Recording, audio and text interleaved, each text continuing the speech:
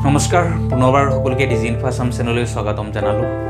ইতিমধ্যে আপোনালোকে নিশ্চয় গম পাই আছে আপোনালোকৰ ঘৰত ইতিমধ্যে বিএলও গৈছে আৰু বিএলও গৈ আপোনালোকৰ যি SIR যিটো স্পেচিয়েল ৰিভিজন বুলি কোৱা হৈছে যাক বিশেষ ভোটাৰ পুনৰীক্ষণ বুলি কোৱা হৈছে তাৰ কাৰণে আপোনালোক ঘৰত গৈছে, ঘৰত গৈ বিএলও সকলে ফৰ্ম লৈ গৈছে, যিটো ফৰ্মত আপোনালোকে ইতিমধ্যে সহি কৰি দিলে আৰু বিএলও ইতিমধ্যে সেইটো ফৰ্ম ফিল আপ কৰি লৈ আহি গৈছে। কিন্তু আপোনালোকে জানেনে যে এইটো ফৰ্ম কি আৰু যিটো SIR যিটো হৈ আছে তো ইমান সহজ নেকি? আপোনালোকে সহি কৰি দিয়াৰ পিছত বিএলও আহি গৈছে, তাৰ পিছত আপোনালোকৰ যিটো ভোটাৰ লিষ্ট ইতিমধ্যে খচৰা প্ৰকাশ পাব, যিটো 27 তাৰিখে যিটো 27 ডিচেম্বৰত যিটো এনেকুৱা ভোটাৰ লিষ্টৰ খচৰা প্ৰকাশ পাব, এই ভোটাৰ লিষ্টত আপোনালোকৰ নাম থাকিবনে নাই আপোনালোকে সেইটো জানে নেকি? কাৰণ আপোনালোকে যিমান সহজ বুলি ভাবি আছে যিটো SIR কৰিছে, আমি বিএলও ঘৰত গৈছে, ফৰ্ম দিছে, আমি সহি কৰিলোঁ আৰু হৈ গ'ল ইতিমধ্যে। আপোনালোকে যদি ইমান সহজ বুলি ভাবিছে তেতিয়াহ'লে কিন্তু আপোনালোকৰ কাৰণে এটা ডাঙৰ ভুল হৈ আছে। SIRটো ইমান সহজ নহয়। SIRত বহুত কণ্ডিশ্যন আছে আৰু বহুত কাম ইতিমধ্যে বাকী আছে। আৰু যদি তাত যদি আপোনালোকৰ কিবা কাৰণে প্ৰব্লেম হৈ আছে তেতিয়াহ'লে কিন্তু 100% আপোনালোকৰ ভোটাৰ লিষ্টত নাম নাহে, যিটো খচৰা প্ৰকাশ পাব। আৰু যদি আপোনালোকৰ ভোটাৰ লিষ্টত নাম নাহে কিন্তু তেতিয়াহ'লে আপোনালোকৰ কিমান সমস্যা হ'ব আপোনালোকে নিশ্চয় জানে। ইতিমধ্যে চাওক যিটো গাইডলাইন যিটো আহিলে যে বিএলও সকলে আপোনাৰ ঘৰত যাবই লাগিব আৰু বিএলও সকলে আপোনাৰ ঘৰত গৈ ফৰ্ম ফিল আপ কৰিব লাগিব, যিটো ষ্টেটমেণ্ট 1 বুলি কোৱা হৈছে, য'ত আপোনালোকৰ ফটো সহ আপোনালোকৰ নাম গোটেই সহ আছে আৰু আপোনালোকৰ জাষ্ট যিজন মুৰব্বী আছে সেই মুৰব্বীজনৰ আপোনালোকৰ যিজন মুৰব্বী আছে, মুৰব্বীৰ বা মাক দেউতাক যোনে আছে বা স্বামী আছে, হাজবেণ্ড আছে, তেওঁলোকৰ LRPটো ইয়াত এণ্ট্ৰি কৰিব লাগে। তেওঁলোকে এইটো এণ্ট্ৰি কৰিছে আৰু আহি গৈছে। কিন্তু আপোনালোকে জানেনে নাই নাজানো যে নেক্সট পৰ্যায়ত কিন্তু আপোনালোকৰ আৰু কি চলি আছে বৰ্তমান সময়ত, আপোনালোকে সেই কথাটো আপোনালোকে জানিব লাগিব। যদি নাজানে তেতিয়াহ'লে কিন্তু আপোনালোকৰ বহুত ডাঙৰ সমস্যা হৈ আছে। কাৰণ বিএলও সকলে আপোনালোকৰ ঘৰত গ'ল, ঘৰৰ পৰা আহি গৈছে, আপোনালোকে সহি কৰি দিলে। নেক্সট পৰ্যায়ত আৰু কি হৈছে আপোনালোকে সেইটো যদি খবৰ ৰখা নাই তেতিয়াহ'লে কিন্তু আপোনালোকৰ ডাঙৰ সমস্যা হ'ব। কি সমস্যা হ'ব মই সকলো ডিটেইলছ আপোনাক ক'ম যে SIRৰ বিষয়ে যে বৰ্তমান সময়ত আৰু কি চলি আছে। SIR জাষ্ট আপোনাৰ ঘৰত গৈ সহি কৰি লৈ আহিছে, আপোনাৰ সেইখিনি শেষ হৈ যোৱা নাই। আপোনাৰ মেইন কাম এতিয়া ষ্টাৰ্ট হৈছে। আপোনালোকৰ এটা কথা আপোনাক মই আগৰ ভিডিঅ'ত কৈছিলোঁ যে বিএলওৰ লগতে আৰু BLA ইতিমধ্যে দিয়া হৈছিলে ৰাজনৈতিক দলৰ পৰা। সেইসকলে ইতিমধ্যে সহায় কৰি আছিলে বিএলও সকলক। ইয়াৰ পিছত কিন্তু আপোনালোকৰ মেইন কাম আছিলে যে আপোনালোকৰ সহি যি ফৰ্মত কৰিলে সকলো ঠিকে ঠাকে কৰিছে।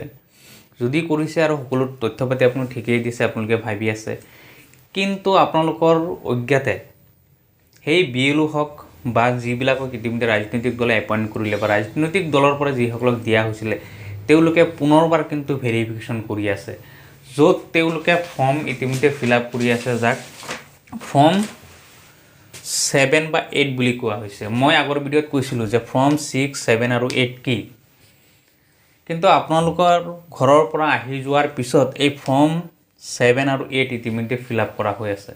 যদি তেনেকুৱা হৈছে তেতিয়াহ'লে কিন্তু আপোনালোকৰ নাম যে 100% আপোনালোকৰ ভোটাৰ লিষ্টত নাহে সেইটো আপোনালোকে জানি ল'ব।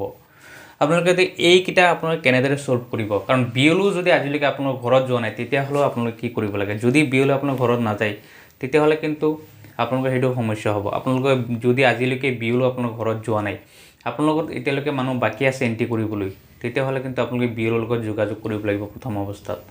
যদি বিএলও আপোনাৰ ঘৰত নাযায় তেতিয়াহ'লে কিন্তু আপোনাৰ সেইটো ব্যৱস্থা আছে। বিএলওৰ ওপৰত ছুপাৰভাইজাৰ থাকে, ছুপাৰভাইজাৰৰ ওপৰত এআৰও থাকে, এআৰওৰ ওপৰত ইলেকশ্যন অফিচাৰ আছে বা ডিষ্ট্ৰিক্ট অফিচ আছে, DC আছে। আপোনালোকে তাত কমপ্লেইন কৰিব পাৰিব যে কিয় আমাৰ ঘৰত যোৱা নাই, আপোনালোকে কেনেদৰে SIRটো কৰিলে। মানে আপোনালোকে সহি নকৰাকৈ SIR কেতিয়াও সম্পূৰ্ণ কৰিব নোৱাৰে। আপোনালোকৰ ফেমিলি মেম্বাৰ যিকোনো এজন থাকিব লাগিব, তেওঁহে সেইখিনি সহি কৰিব লাগিব। সহি কৰাৰ পিছতহে আপোনাৰ সম্পূৰ্ণ কাম কমপ্লিট হ'ব। এতিয়া মই আপোনালোকক কেইটামান ইম্পৰ্টেণ্ট যিখিনি আছে মই সেইখিনি ক'ব বিচাৰি আছোঁ যে ফৰ্ম 6 হৈছে যে নিউ ভোটাৰ। আপোনালোকক মই আগৰ ভিডিঅ'ত কৈছিলোঁ যে নিউ ভোটাৰ, যদি আপোনাৰ ঘৰত নিউ ভোটাৰ আছে 18 বছৰতকৈ বেছি হৈছে তেতিয়াহ'লে ফৰ্ম 6 আপোনালোকে ফিল আপ কৰিব। কিন্তু মোষ্ট ইম্পৰ্টেণ্ট বিষয় হৈছে ফৰ্ম 7 আৰু 8 এই দুটা। কাৰণ আপোনালোকৰ ঘৰত যদি মানুহ মৰি গৈছে বা ইয়াৰ পৰা যদি একেবাৰে গুচি গৈছে ক'ৰবাত, যদি বয়স কম আছে তেতিয়াহ'লে তেওঁলোকে ফৰ্ম 7 এইটো ফিল আপ কৰিব, ফৰ্ম 7টো ফিল আপ কৰিব। কিন্তু আপোনালোকে যদি ফৰ্ম 8 যদি ফিল আপ কৰে তেতিয়াহ'লে আপোনালোকে হয়তো ইয়াৰ পৰা ট্ৰেন্সফাৰ হ'ব লাগিব বা আপোনালোকে ইয়াৰ পৰা ক'ৰবাত যাব লাগিব বা ইয়াত আহিব লাগিব, তেতিয়াহে ফৰ্ম 8টো ফিল আপ কৰা হয়। এতিয়া ফৰ্ম 8 আৰু 7ৰ মাজত পাৰ্থক্যটো কি আপোনালোকে সেইটো জানিব লাগিব। আপুনি যদি কিবা কাৰণে যদি আপোনাৰ ঘৰত কোনোবা এজন মানুহ বেলেগ গাঁৱত আছিলে, আপোনাৰ গাঁৱত যদি আহিব বিচাৰি আছে তেতিয়াহ'লে ফৰ্ম 8 আপোনাৰ গাঁৱৰ BLO ফিল আপ কৰিব লাগিব। যিটো ফৰ্ম 8 আপোনাৰ গাঁৱৰ BLO আপোনালোকে ফৰ্ম 8 ফিল আপ কৰিব লাগিব, তাৰপিছত ফৰ্ম 7 ফিল আপ কৰিব লাগিব য'ত বৰ্তমান সময়ত আছে। কিন্তু যদি ফৰ্ম 8 ফিল আপ নকৰাকৈ তেওঁ যদি ফৰ্ম 7 ফিল আপ কৰি দিয়ে তেতিয়াহ'লে তেওঁৰ বুট 100% তেওঁৰ বুটটো ডিলেট হৈ যাব। যদি ফৰ্ম 8 ফিল আপ নকৰাকৈ 7টো ফিল আপ কৰিছে তেতিয়াহ'লে 100% তেওঁৰ বুট ডিলেট হ'ব, কিন্তু তেওঁৰ ট্ৰেন্সফাৰ কেতিয়াও নহয় আৰু তেওঁৰ নাম বেলেগ জেগাতো নাথাকে। এইটো বহুত এটা কনফিউজ বিষয় হয়। বহুতে এনেকুৱা হৈছে BLO কি কৰিছে ফৰ্ম 7 ডাইৰেক্ট ফিল আপ কৰি দিছে, তেওঁ তাত ফৰ্ম 8 ফিল আপ কৰিছে নে BLO গম নাপায়। কাৰণ এখন গাঁৱৰ হওক বা এখন ডিষ্ট্ৰিক্টৰ হওক বা বেলেগৰ পৰাই যদি তেওঁ আহিছে, য'ৰ পৰা আহিব য'ত বৰ্তমান সময়ত আছে প্ৰেজেণ্ট এড্ৰেছ য'ত আছে তাত 7 ফিল আপ কৰিব লাগিব, আৰু য'ত আহিব বিচাৰি আছে তাত 8 ফিল আপ কৰিব লাগিব। কিন্তু যিজন লোকেল BLO আছে তেওঁ জানেনে তাত যে 8 ফিল আপ কৰিছেনে নাই বা তাত 7 ফিল আপ কৰিছেনে নাই, এইটো এটা ডাঙৰ সমস্যা হৈ আছে। ইতিমধ্যে যিখিনি মই ইনফৰমেশ্যন পাইছোঁ বা যিখিনি মই জানো, এনেকুৱা বহুত হৈছে, বহুত মানুহৰ এনেকুৱা ক্ষেত্ৰত হৈছে যে তেওঁলোকৰ ডাইৰেক্ট ফৰ্ম 7 ফিল আপ কৰি দিছে, কিন্তু বাকী মানুহে নাজানে যে তেওঁলোকৰ যে ফৰ্ম 8 ফিল আপ কৰিব লাগিব। যেতিয়ালৈকে ফৰ্ম 8 ফিল আপ নকৰে তেওঁ ফৰ্ম 7 ফিল আপ কৰিব নোৱাৰে। ফৰ্ম 7 একমাত্ৰ সেইকেইজন মানুহৰ কাৰণে কৰিব পাৰিব যিজন মানুহ মৰি গৈছে, তেওঁ ইয়াৰ পৰা গুচি গৈছে একেবাৰে, তাত বেলেগ জেগাত তেওঁৰ ভোট আছে, তেতিয়াহে তেওঁ এই ফৰ্ম 7টো ফিল আপ কৰিব পাৰিব। বা তেওঁৰ যদি ডাবল বুট আছে, তেওঁৰ দুটা বুট আছে যদি, তেতিয়াহে 7 ফিল আপ কৰিব পাৰিব। কিন্তু তেওঁৰ ছিংগল বুট বেলেগ গাঁৱত আছে, আপোনাৰ বেলেগ গাঁও এটাত তেওঁ আছে, কিন্তু আপোনাৰ গাঁৱত যদি আহিব বিচাৰি আছে আপোনাৰ গাঁৱৰ BLO 8 ফিল আপ কৰিব লাগিব, য'ত আছিলে তাত 7 ফিল আপ কৰিব লাগিব। কিন্তু এনেকুৱা ক্ষেত্ৰত বহুত মানুহ ৰৈছে ডিৰেক্ট 7 ফিল আপ কৰিছে বা কিছুমানে ডিৰেক্ট 8 ফিল আপ কৰিছে কিন্তু 7 ফিল আপ কৰা নাই। সেইটো বহুত প্ৰব্লেম হৈ আছে। গতিকে আপোনালোকৰ ঘৰত যদি এনেকুৱা কিবা প্ৰব্লেম হৈছে, আপোনালোকে অতি সোনকালে BLO লগত যোগাযোগ কৰি পেলাই আপোনালোকে এই কামখিনি কমপ্লিট কৰক। যদি 8 ফিল আপ কৰিবলৈ বাকী আছে আপোনালোকে 8 ফিল আপ কৰাই পেলাইহে আপোনালোকে ফৰ্ম 7টো ফিল আপ কৰাব। নহ'লে কিন্তু আপোনাৰ যিটো জেগাত আছে পাৰ্মানেণ্ট য'ত আছে আপোনাৰ তাৰ পৰা অট'মেটিকলি ডিলেট হৈ যাব। গতিকে আপোনালোকৰ এইখিনি প্ৰব্লেম যাতে নহয়, আপোনালোকে এইখিনি BLO লগত যোগাযোগ কৰি পেলাই আপোনালোকে ছল্ভ কৰিব লাগিব। তেতিয়া হ'লেহে আপোনালোকৰ যিটো SIR হৈছে SIRত আপোনাৰ নাম থাকিব। তাৰপিছত আৰু এটা ডাঙৰ প্ৰব্লেম হৈছে আপুনি এই 7 ফৰ্মটো লৈ চাওক, আপোনাৰ ঘৰৰ ছোৱালী যদি বিয়া হৈ বেলেগত গৈছে তেতিয়াহ'লে কিন্তু তেওঁ যদি ডিৰেক্ট যদি 7 ফৰ্মটো ফিল আপ কৰি দিছে, তেওঁ ইয়াত নাই বিয়া হৈ গৈছে, তেতিয়াহ'লে তেওঁৰ নাম অট'মেটিকলি ডিলেট হৈ যাব।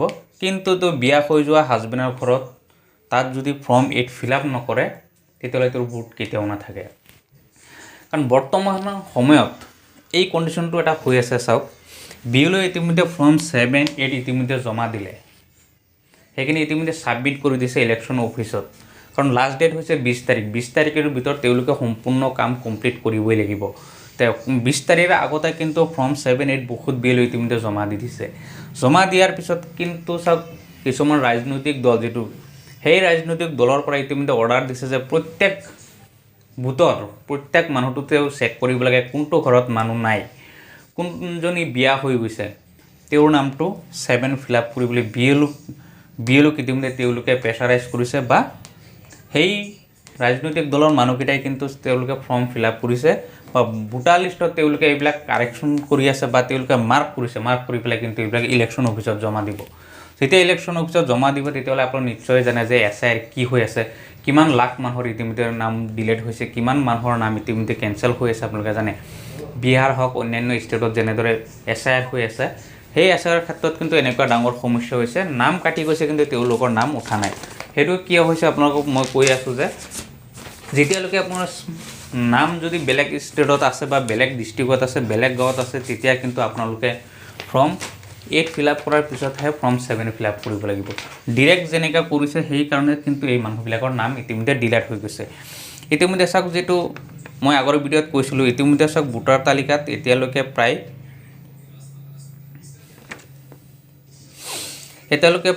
2 লাখ ভোটাৰ ইতিমধ্যে ডিলিট কৰা হৈছে নাম যিবিলাক মৃত বুলি পোৱা গৈছে বা স্থানান্তৰ হৈছে বা বিয়া হৈ গৈছে তে আপোনালোকৰ এই জিনুইন মানুহ হয়নে নহয় বা এইখিনি মানুহ যি 2 লাখ মানুহ ইতিমধ্যে ডিলিট হৈছে বুলি কৈ আছে এই মানুহখিনি অৰিজিনেলতে মৃত মানুহ নে ট্ৰান্সফাৰ হৈছে নেকি সেইখিনি আপোনালোকে নিজে জানিব লাগিব যে আপোনাৰ ঘৰৰ ভোটটো তেওঁ যে ফৰ্ম 7 ফিল আপ কৰিছে তেওঁৰ ভৱিষ্যতত কি আছে তেওঁৰ ভৱিষ্যতে য'ত বসবাস কৰি আছে তাত ফৰ্ম 8 ফিল আপ কৰিছে নাই যদি নকৰে তেতিয়াহ'লে আপোনালোকৰ এনেকুৱা সমস্যা হ'ব গতিকে আপোনালোকৰ ঘৰত যদি এনেকুৱা কিবা সমস্যা হৈছে ফৰ্ম 8 ফিল আপ নকৰাকৈ যদি ফৰ্ম 7 ফিল আপ কৰিছে মানুহজন মৃত নোহোৱাৰ পিছতো যদি ফৰ্ম 7 ফিল আপ কৰিছে বিয়া হৈ যোৱাৰ পিছত যদি ফৰ্ম 7 ফিল আপ কৰিছে এনেকুৱা যদি কিবা প্ৰব্লেম হৈছে আপোনালোকে ভিডিঅ'ত কমেণ্ট কৰিব মই সেইখিনি আপোনাৰ নেক্সট ভিডিঅ'ত আপোনাৰ সলভ কৰিবলৈ যত্ন কৰিম যাতে আপোনালোকৰ সেই ভোটখিনি আপোনালোকৰ থাকে গতিকে সকলো ৰিকুৱেষ্ট থাকিল আপোনালোকে ভিডিঅ'টো শ্বেয়াৰ কৰি দিব আৰু আপোনালোকে চেনেলটো ছাবস্ক্ৰাইব কৰি তাৰ নটিফিকেশ্যনটো অন কৰি ৰাখিব